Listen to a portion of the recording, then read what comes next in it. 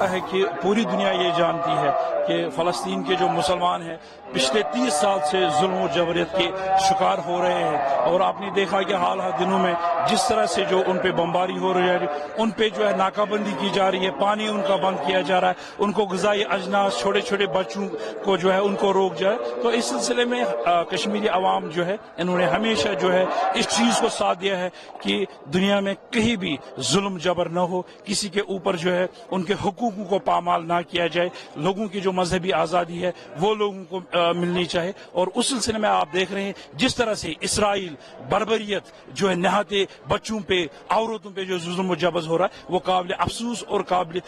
मजम्मत है। और उससे ज्यादा काबिल मजम्मत अफसोस ये है कि हमारी जितनी भी इंसानी सरबराही तंजीमें हैं उनका जो खामोश होना, और कई मुसलमान ममालिक वो भी इस पे खामोश है, वो काबिल हैरान और काबिल। बड़गांव में प्रोटेस्ट किया जा रहा है, देखिए बड़गांव में जो प्रोटेस्ट मेरी शरीफ शियान के एहतमाम से जो हो रहा है, और उसका खालिसन मकसद यही है कि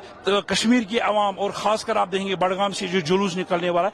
जो फ़लस्तीन की जो मजलूम अवाम है उनके हक में जो है उनको हम यहाँ से कुछ नहीं दे सकते, मगर हम उनको दुआ दे सकते हैं, जुबान से उनको जो है हम हिम्मत दे सकते हैं। और इसराइल के खिलाफ और अमेरिका के खिलाफ जो हम मजम्मत कर रहे हैं, और जितनी भी ताकतें दर पर्दा है जो इंसानी हुकूकों को पामाल कर रहे हैं, उनको जो है पैरों तले रोंद रहे हैं, तो उनके खिलाफ ये एहतिजाज है, ये सदाए एहतिजाज तब तक रहेगा जब तक कि दुनिया में जो है अमन अमान, मुसलमानों की जो जायजाना हुकूक है, उनकी मजहबी आज़ादी है, उस पर ये जो है रोक ना लगाया जाए।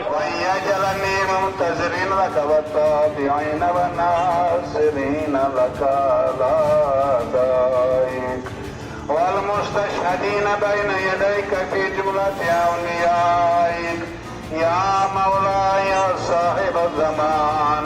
صلوات الله عليك وعلى آل بيتك الكرام ومأمورا بالضيافة والإجارة فاعزفني وأجرني وجميع الشهداء والصديقين وجميع عباد الله الصالحين ورحمة الله وبركاته.